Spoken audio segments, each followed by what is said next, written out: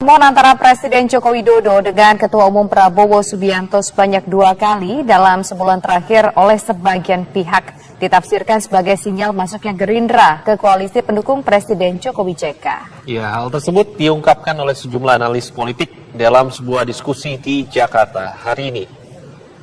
Selain mengungkapkan bahwa pertemuan antara Ketua Umum Gerindra Prabowo Subianto dengan Presiden Joko Widodo merupakan bentuk konsolidasi kekuatan kedua belah pihak, dan sejumlah analis politik juga menilai bahwa saat kegaduhan politik, para parpol pendukung ini terkesan meninggalkan Presiden sendirian.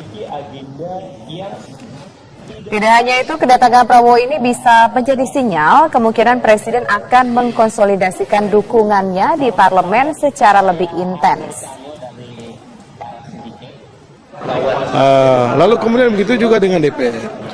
DPR sendiri itu juga Pak Jokowi tentu saja merasa perlu untuk melihat apakah DPR ini punya punya irama yang sama tidak dalam menyikapi situasi politik saat ini, atau jangan-jangan DPR justru menjadi bagian yang memberikan irama yang berbeda dengan irama yang dimainkan oleh pemerintah saat ini. Karena itu kalau dirasa nanti justru ini tidak sirama atau mengganggu irama yang sedang dimainkan dalam rangka membangun atau mendorong stabilitas, tentu saja ini akan dievaluasi kembali. Ya, kita lanjutkan kembali perbincangan kita, pemirsa. Saya ingin ke Mas Bas, itu tadi ada salah satu pernyataan dari salah satu pengamat politik, Sebastian Saleh, mengatakan bahwa kemungkinan pertemuan-pertemuan para elit yang dilakukan oleh petinggi-petinggi partai ini bisa saja menjadi salah satu sarana untuk konsolidasi dukungan di parlemen, di DPR. Ini gimana? Ya, tidak ada salahnya pernyataan itu. Karena memang sebenarnya betul nggak? Pak Jokowi ini adalah pemimpin yang memang punya gaya komunikasi politik yang khas. Kita lihat kekhasan gaya politiknya itu mampu mencairkan suasana politik pasca Pilpres, yang kita tahu bahwa dalam 1-2 bulan pertama pasca Pilpres itu ketegangan politik di Pilpres itu berlanjut ke parlemen antara blok KIH dan blok KMP. Akibat tadi ketegangan itu, PDI Perjuangan menjadi korban. Satu-satunya partai politik di dunia pemenang pileg tidak punya pimpinan DPR di MPR itu ya akibat ketegangan blok politik KIH dan KMP pada waktu itu. Tetapi dengan gaya komunikasi politik Pak Jokowi, dengan kemudian dengan pola kepemimpinan yang menjaga harmoni, ternyata tidak sampai 1 tahun ketegangan antara blok politik KIH dan KMP itu kemudian cair, di mana akhirnya kemudian Golkar bergabung sebagai partai pendukung pemerintahan Pak Jokowi JK, kemudian P3 dan Partai Amanat Nasional, termasuk juga dengan Pak Prabowo sebagai Ketua Umum Gerindra. Pasca Pilpres itu sudah beberapa kali dalam hitungan saya beliau melakukan silaturahmi, dan saya kira ini sah. Dan kita lihat aspek positifnya, dia membawa soliditas hubungan pemerintah dengan parlemen, yang saya kira ini juga akan membuat produktivitas pemerintahan ini akan semakin berjalan baik. Karena sistem pemerintahan kita, meskipun kita menganut sistem presidensil, tetapi kuasi parlementer. Banyak sekali kebijakan-kebijakan pemerintahan yang harus mendapatkan persetujuan dari DPR.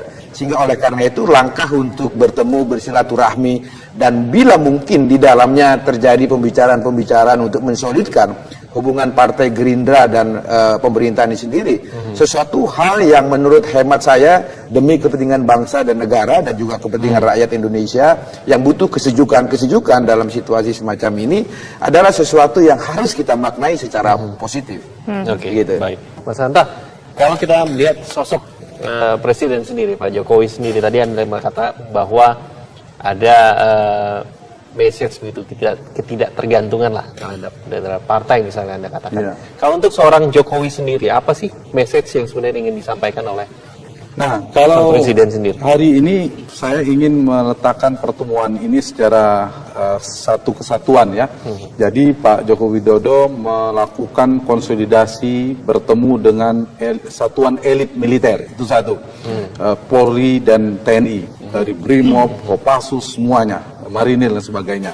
Itu satu, berarti mengirim pesan semua di dalam kontrol Presiden menghadapi situasi politik terkini di dalam, kemudian pesan keluar juga jelas Jadi jangan macam-macam, kira-kira gitu, karena semua ada yang ingin mengganggu kesatuan, yang mengganggu pemerintahan yang sah dan seterusnya itu.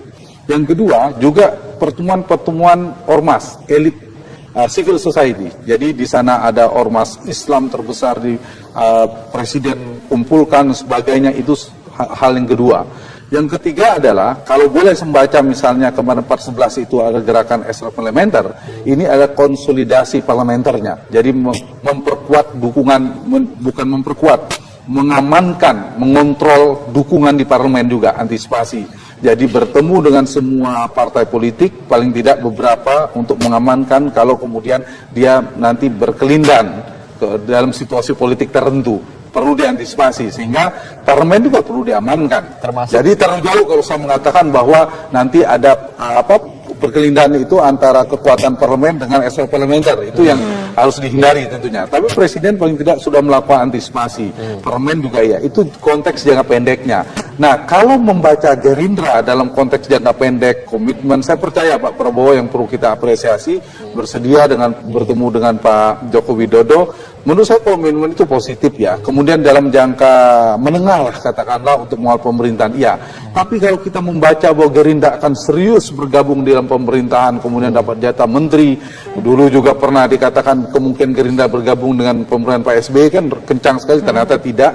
Menurut saya agak ragu kemudian akhirnya 2019. Kecuali Pak Prabowo memang tidak mau jadi calon presiden lagi 2019, berarti bergabung dalam pemerintahan. Kalau misalnya Gerindra akan ada kemungkinan membentuk sebuah kutub poros politik di 2019, mungkin analisis saya tidak mungkin bergabung dalam pemerintahan. Itu kecil kemungkinan. Justru dia akan memposisikan tetap berkawan dengan yang sedang berkuasa, di saat yang sama dia tetap menyiapkan agenda di 2019. Apakah konsolidasi ini juga ditujukan atau memberikan suatu pesan begitu kepada misalkan aktor-aktor politik begitu, aktor-aktor politik yang dikatakan mencoba untuk mengganggu katanya stabilitas yang waktu itu disampaikan oleh Pak Presiden juga. Iya, salah satunya iya. Memang itu kan mulai dari diplomasi kuda ya, diplomasi kuda satu sisi, kemudian ada yang konferensi pers menyatakan tanda petik, bukan tanda petik, dulu disampaikan secara tersurat sampai Lebaran Kuda, muncul lagi banyak yang ngumpul aksi massa di patung kuda yang luar biasa. Jadi kuda-kudanya itu nyambung terus itu. Para kuda keluar ngawal Pak Jokowi ketika bertemu dengan ormas, kemudian semua melakukan langkah kuda juga. Nih, sehingga di titik ini menurut saya meloncat saja jawabannya. Dari pertemuan-pertemuan ini ingin lebih cepat adalah pertemuan paling penting menurut saya.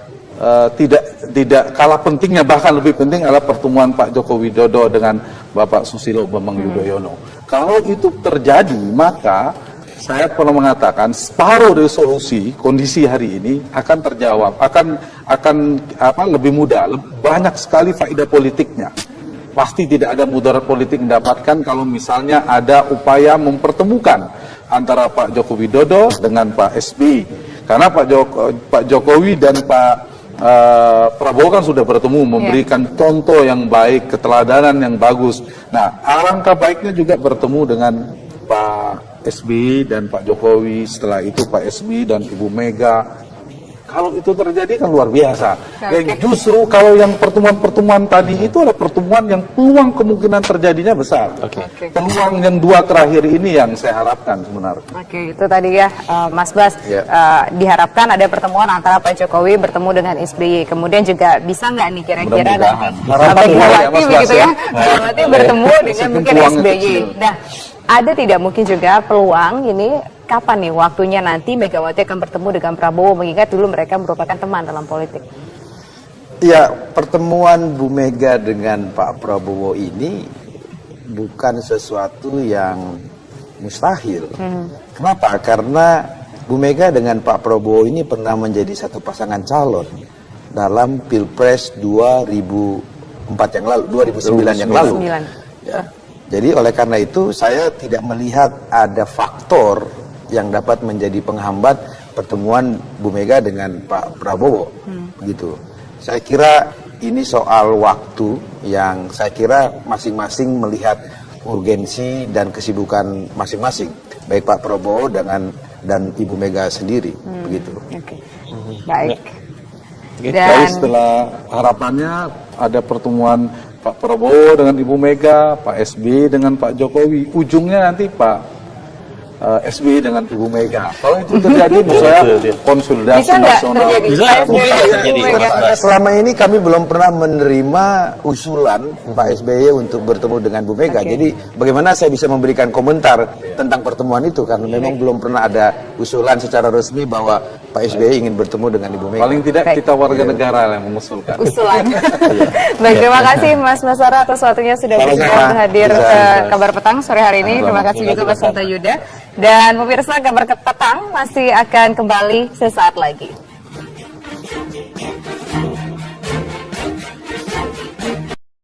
Ke Mas Bas dulu deh. Mas Bas, ini kan pertemuan baru saja berlangsung gitu. Tertutup katanya selama kurang lebih 2 jam. Kira-kira boleh nggak sih tahu apa isi yang diperbincangkan di dalam pertemuan tersebut? Ya sebenarnya tertutup terbuka juga.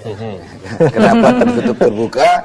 Pada saat Pak Nov dan rombongan datang, itu teman-teman pers dipersilakan masuk ke dalam. Tetapi ketika masuk kepada topik pembicaraan, teman-teman pers diminta keluar. Jadi sebenarnya ini pertemuan terbuka tertutup ya. Terbuka tertutup. Dan saya lebih suka menyebut pertemuan tadi itu sebagai pertemuan silaturahmi kebangsaan.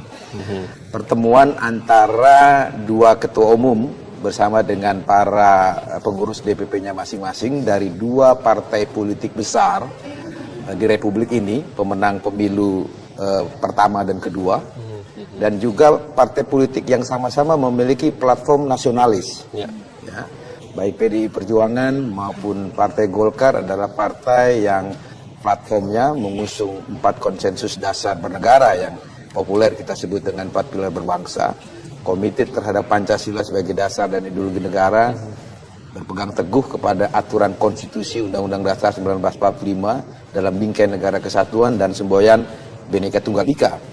Dan kunjungan tersebut diakui oleh Pak Nov sebagai kunjungan silaturahmi kebangsaan pertama sejak beliau terpilih sebagai Ketua Umum Partai Golkar. Dan saya kira ini suatu tradisi yang baik, yang memang menjadi kepribadian dari bangsa kita, saling silaturahmi, saling mengunjungi, yang kemudian diakui selain partai politik besar yang sama-sama memiliki platform nasionalisme, juga Golkar memposisikan diri sebagai partai yang kemudian ikut mendukung pemerintahan Jokowi JK ini. Jadi pada level nasional, PDI Perjuangan dan Golkar sama-sama telah membaiat dirinya sebagai partai yang mendukung pemerintahan Jokowi JK ini. Kemudian yang kedua, Partai Golkar dan PDI Perjuangan dalam konteks Pilkada DKI Jakarta adalah kedua partai politik bersama dengan Nasdem dan Hanura yang telah bersama-sama mendaftarkan Pak Ahok dan Pak Jarot sebagai calon gubernur dan calon wakil gubernur di DKI Jakarta. Jadi ada 3 persamaan yang saya kira tadi dibicarakan sebagai satu titik temu pembicaraan. Yang pertama adalah sebagai sesama partai nasionalis yang kita mengkonfirmasi komitmennya untuk tetap setia menjaga 4 pilar kebangsaan itu. Kemudian juga kita memastikan komitmennya untuk menjaga pemerintahan Jokowi JK ini sampai selesai pada akhir masa jabatan. Dan juga sebagai partai politik yang terikat oleh Undang-Undang Pilkada, kita tetap mengikuti proses pilkada ini sebagaimana perintah undang-undang, di mana partai politik yang telah mendaftarkan pasangan calon itu dilarang untuk menarik dukungannya sampai pemilu selesai. Artinya kita semua ikuti aturan main hukum yang telah disepakati sebagai konsensus kita sebagai sebuah negara demokrasi dan sekaligus negara hukum. Saya ingin ke Mas Hanta. Mas Hanta, beberapa hari belakangan ini para petinggi partai politik, para elit ini saling bersilaturahmi, bahasa Mas Basara tadi begitu ya. Terakhir siang hari ini adalah pertemuan antara Megawati dengan Setia Novanto, dan sebelumnya juga ada pertemuan antara Setia Novanto dengan Surya Paloh. Apa yang kita bisa lihat dari pertemuan-pertemuan para elit ini, Mas? Ya, pertama kalau yang tersurat dulu itu jelas ya, bagian dari konsolidasi politik, menghadapi perkembangan politik terkini, tetapi juga saya ingin melihatnya dalam perspektif konsolidasi koalisi juga. Jadi saya ingin keluar sedikit, ini bisa dilihat ada rekonfigurasi kekuatan koalisi yang kemudian petanya semakin jelas untuk konteks ini dengan momentum hari ini. Sebelumnya saya sering mengistilahkan kan peta relasi kuasa itu ada tripolar, bipolar, dan multipolar. Multipolar itu sepertinya yang dibiarkan oleh kekuatan istana, kekuatan politik, katakanlah semua partai itu sifatnya cair sekali. Nah, kalau sekarang ada kemungkinan itu menguat kekuatan bipolar, dua polar kutub politik yang menjadi epicentrum politik. Sekarang ini Tengku Umar, PDI Perjuangan bisa dilihatkan memerankan cukup besar dalam konteks perubahan politik terkini. Saya melihat dalam konteks politik nasional ya. Di sana ada berbagai macam partai, kemudian di sisi yang lain juga ada kemungkinan berangkat dari dinamika Pilkada DKI adalah kutub Cikias. Nah, kalau ini kemungkinan misalnya bergulir terus, maka ada beberapa catatan saya. Ada dua hal. Satu, ini di titik di mana relasi PD Perjuangan dan Presiden Joko Widodo, saya ingin melihat dua entitas politik yang berbeda. Pada hari ini posisi PD Perjuangan pada posisi tawar yang sangat kuat dan menentukan dibandingkan sebelumnya relasi ini. Nah, ini momen ketika PDIP ingin menentukan bagaimana arah koalisi ke depan itu. Ini menurut saya posisi PDIP sangat menentukan. Itu satu. Yang kedua, kita tahu bahwa PD Perjuangan ketika 10 tahun pemerintahan Susilo Bambang Yudhoyono, PDIP selalu bersama dengan Gerindra, kita jangan lupa, kemudian ada Hanura, kalau Golkar dan lain-lain, 4 partai Islam berbasis masa Islam semuanya di Pak SBY pada saat itu. Nah, ini yang menarik. Di sisi yang lain, peta koalisi Pilkada DKI hari ini, PAN, PKB dan P3 itu kan berada di bersama dengan kekuatan Demokrat, Cikias katakanlah. Dan itu mereka memang bersama 10 tahun di pemerintahan Pak SBY JK, kemudian SBY Budiono. Nah, pola-pola seperti ini ada kemungkinan ya, kecenderungan yang saya baca adalah ada kemungkinan atau ada potensi epicentrum politik yang dua tadi itu akan menjadi momentum awal menghiasi atau mewarnai peta politik Indonesia ke depan. Bisa jadi. Kalau ini berlanjut ya. Kalau kemudian Gerindra terkonfirmasi nanti semakin akrab dengan Pak Jokowi dan sebagainya. Baik. Nah, itu pertanyaan lagi berarti Mas Bas. Kita kembali ke Mas Bas. Kalau tadi Pak Hasto menyatakan bahwa ada instruksi dari Ibu Mega katanya bahwa PDIP harus menjadi sebuah jembatan persaudaraan. Nah, kalau tadi dihubungkan misalnya dengan apa yang dikatakan Mas Hanta, kita lihat konstelasi politik belakangan ini. Gerindra mulai bertemu dengan Pak Jokowi sudah 2 kali. Apakah ada kesepakatan atau memungkinkan juga misalnya di suatu ketika ada partai kembali yang bergabung atau kembali memperkuat komitmen misalnya? Pada saat Pilpres, koalisi pendukung Pak Jokowi dan Pak JK itu hanya 4 partai politik. Tetapi kemudian pasca Pilpres, dengan komunikasi politik yang dibangun oleh Presiden Jokowi, tentu atas dukungan 4 partai politik yang lain, maka bergabunglah P3, kemudian PAN dan Golkar. Ini membuktikan bahwa partai kami terbuka untuk sebuah gotong royong. Karena memang kami meyakini bangsa yang demikian besar ini tidak mungkin dibangun oleh PDI Perjuangan sendirian. Harus bergotong royong dengan seluruh komponen masyarakat, komponen bangsa, apalagi partai politik. Yang jelas legal standingnya secara konstitusi punya kewenangan yang begitu besar bagi jalannya sebuah pemerintahan. Sehingga oleh karena itu, apa yang dikatakan oleh Sekjen PDI Perjuangan Hasto Kristianto, itulah rohnya, itulah jati dirinya PDI Perjuangan. Kita selalu ingin membangun satu konsep gotong royong di dalam membangun bangsa dan negara ini. Jelas sekali saya kira positioning itu. Artinya semakin mengurangi jatah dong, Mas? Gotong royong itu jangan selalu dipersepsikan dalam konteks politik praktis. Kita bicara pada aspek value, pada aspek nilai. bahwa bangsa ini dan partai politik di dalamnya punya tanggung jawab juga untuk melakukan dan memberikan pendidikan politik kepada rakyatnya. Dan silaturahmi, gotong royong itu adalah bagian dari cara partai politik untuk memberikan pendidikan politik kepada rakyat, bagaimana bangsa ini untuk terus memperkuat kohesivitas sosialnya, sehingga kemudian bangsa ini menjadi imun, ya, menjadi